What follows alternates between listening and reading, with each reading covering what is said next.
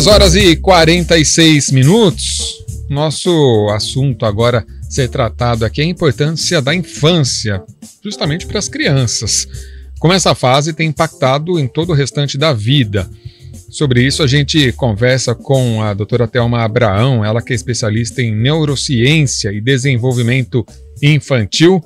Olá, muito boa tarde, doutora Thelma. Obrigado em atender a CBN Campinas. Boa tarde, eu que agradeço o espaço. Prazer estar aqui.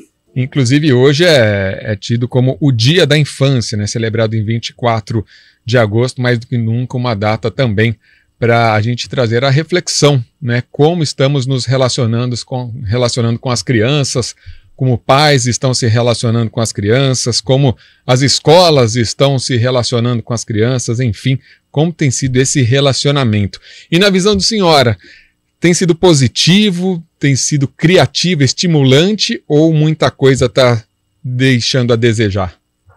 Nossa, temos muito para melhorar, né? Como sociedade, como pessoas que compreendem a infância.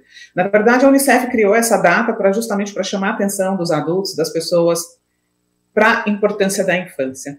O que eu falo é que Dia da Criança é todo dia, porque a infância passa rápido, mas ela dura para sempre. E nós, como adultos cuidadores, né, sejamos pais ou educadores, professores, a gente precisa entender o desenvolvimento infantil, né, André? Eu falo que a raiz da violência contra a criança está justamente na falta de compreensão da biologia, né, do desenvolvimento da criança.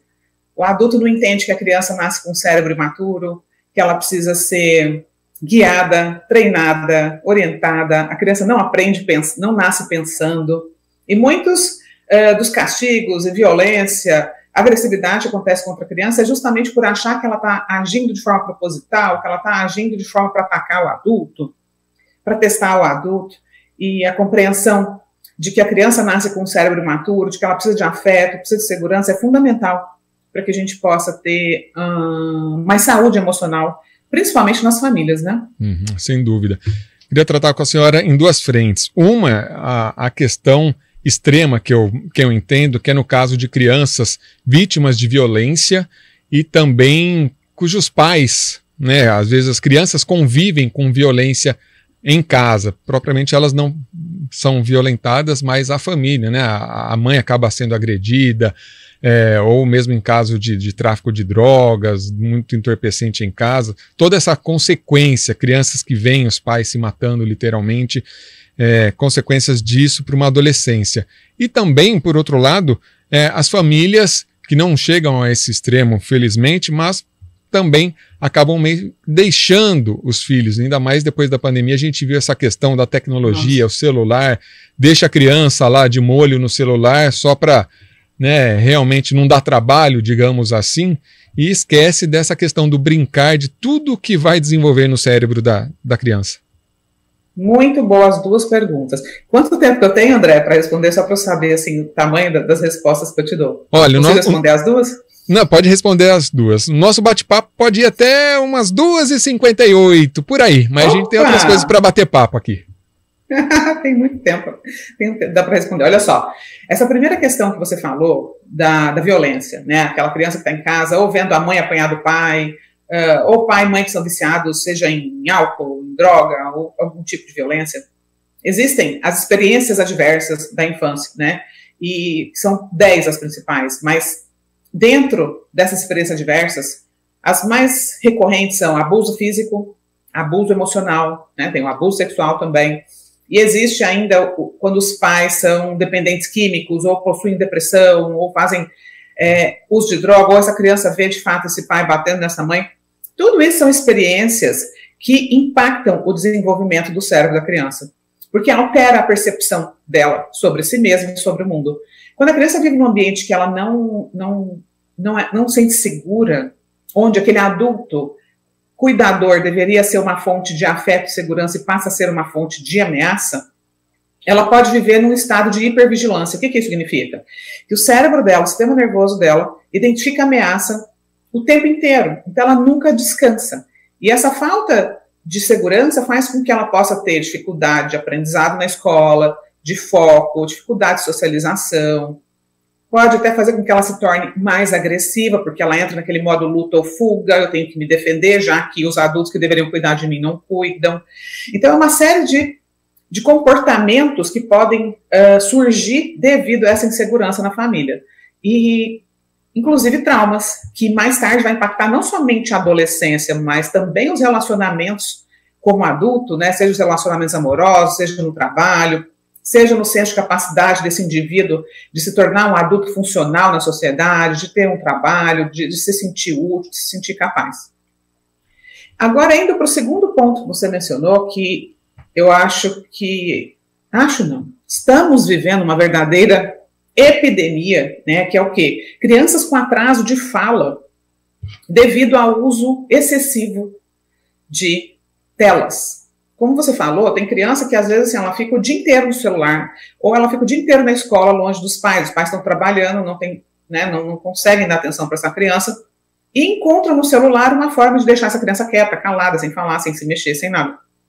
Mas os prejuízos desse vício, especialmente quando essa criança ainda está no início da vida, com o cérebro em desenvolvimento, desenvolvendo importantes habilidades sociais, emocionais e cognitivas, são muitos. O vício em telas, ele afeta o sistema de recompensa do cérebro, assim como uma pessoa, por exemplo, que está viciada em álcool, em droga. Então, a criança, quando você tenta tirar a tela dela, ela fica extremamente agressiva, ela fica desesperada. E o que acontece? Nós somos seres sociáveis. A gente precisa de conexão, a gente precisa de olho no olho, a gente precisa de abraço, de afeto, especialmente a criança, porque ela está em desenvolvimento. E ela está aprendendo no dia a dia, através do modelo com o pai, no relacionamento com o pai, do jeito que o pai trata a mãe, do jeito que a mãe trata ela. Então ela acaba se sentindo como? Sem afeto. Eu não sou importante, né? Ninguém gosta de mim, ninguém brinca comigo. E aquele celular passa a ser a única companhia dela. Então, o que a gente vê hoje? Crianças que não falam, crianças que não conseguem se relacionar, crianças que não sabem brincar, crianças que estão totalmente viciadas na tela e que estão perdendo a infância e estão deixando de construir habilidades sociais importantes para o sucesso na vida de um ser humano. Aprender a falar, a ouvir o outro, né, a se comunicar, a lidar com o que sente. Então, a capacidade da gente lidar com o que a gente sente também é construída ao longo da infância. Como é que eu vou aprender a lidar com o que eu sinto se toda vez que eu choro, alguém me dá um celular? Toda vez que eu estou frustrado, alguém me dá um celular para eu parar de chorar? Faz sentido, André? Pois é, a senhora falando isso aí, e eu fico pensando, né, como os pais devem lidar com todas essas situações, os sentimentos, as expressões e desejos, né, e as necessidades, melhor do que desejos, as necessidades das crianças. Elas precisam de várias... de uma rotina, mas de conhecer muitas coisas nessa fase e como trabalhar essa questão dos pais, muitas vezes que chegam, como a senhora colocou, né, chegam cansados, têm os seus afazeres, mas a criança também tem suas necessidades. Como conciliar, quais são as principais dicas que a senhora daria aos pais em casos como esse, né? É a questão do brincar, daí tem a questão do banho, a questão do dormir, é a questão da lição e a criança quer brincar. Né, e a gente acaba vendo muito conflito entre pais e filhos. É verdade, mas esse adulto escolheu, né, ter uma família. Então a criança, por mais que a gente esteja cansado, ela precisa ter um tempo que esse pai e essa mãe vai priorizar para ela. Seja antes de ir para o trabalho, seja no final do dia. Em algum momento do dia, esse filho, essa filha tem que ser prioridade na vida desse pai e dessa mãe. Não pode, só o trabalho ser prioridade, todo o resto, a casa ser prioridade, a comida ser prioridade, esse filho nunca ser prioridade. Porque essa criança passa o dia todo com outra pessoa, seja na escola, seja com uma babá, seja com uma professora, ela não está sendo abastecida emocionalmente. As necessidades emocionais não estão sendo supridas. Então, eu sugiro para os pais que quando eles cheguem em casa, também larguem o próprio celular de lado. Porque muitas vezes o pai não tem tempo para estar com o filho, mas pega o celular e fica lá vendo vídeo, entendeu? Deita no sofá e a criança está ali no celular dela também. Dois corpos presentes, emocionalmente ausentes. Então, é importante que o adulto, no final do dia, entenda que abastecer essa criança emocionalmente vai melhorar também o comportamento dela, vai fazer com que ela tenha uma noite de sono mais tranquila, com que ela durma melhor, com que ela se comporte melhor, com que essa conexão abastece a criança para que ela se sinta pertencente a essa família. Isso estreita os laços de afeto entre pais e filhos e constrói um relacionamento baseado na empatia, na conexão, no respeito, né, nos limites respeitosos. Então, coloca o seu filho para dormir, dedica um tempo para conversar com ele, saber como é que foi o dia deles, longe do celular, né? Deixa as telas de lado e coloca essa criança para dormir, dá um beijo nela, cobre ela, a infância não volta, né? Quando os pais falam, não, menino, deita aí, vai dormir logo, não, para quê? É uma fase da vida que passa rápido, mas que dura para sempre. Todo mundo lembra da própria infância, não é? Sim. E ela é fundamental para um adulto que nos tornaremos. Outro dia até eu vi uma pessoa comentando e ela falava assim, a questão não é de se ter tempo ou não, a questão é de se ter prioridade. Que é uma prova, é só entrar no seu próprio celular, que hoje entrega tudo, e entra lá o tempo que você utilizou nos aplicativos por dia. E vai ver lá que as redes sociais estão lá dominando.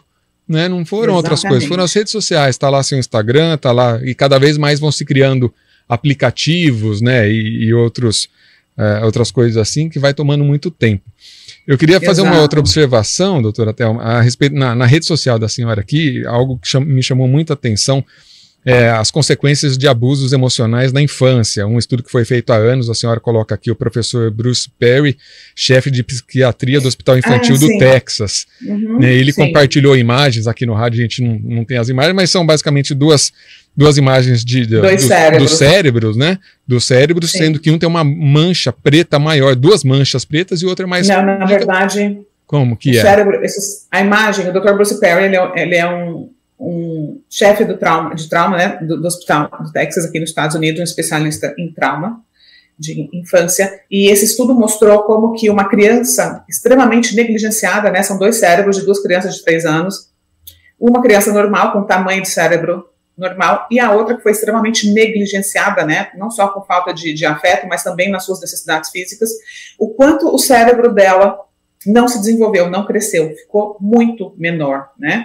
E por que isso acontece? Porque dos 0 aos 3 anos é justamente a época da vida em que o nosso cérebro está se desenvolvendo numa velocidade igual nunca mais vai acontecer na nossa vida, né? A gente faz uma quantidade de sinapses gigantescas, e é justamente quando os pais, muitas vezes, acabam não se preocupando tanto, a criança não fala ainda, a criança não anda ainda, mas é uma fase em que a criança precisa muito de abraço, de colo, precisa da atenção do pai, precisa de conversar com o pai, precisa conversar com a mãe, precisa brincar, precisa correr, precisa subir em árvore, precisa, né, ir para brincar ao ar livre. Então, tirem seus filhos das telas, dedique tempo para estar com essa criança, olhe nos olhos dela, desenvolva as suas próprias habilidades emocionais para que você possa quebrar esse ciclo, né, da violência, da agressividade, porque ninguém precisa ser agredido para aprender. A gente precisa de segurança, de afeto e de limites respeitosos. É isso, exatamente, precisa de segurança. O que as crianças mais querem é segurança. Tem o famoso porto seguro em casa, né? E não um local onde eu não queira estar todos os dias. Exato.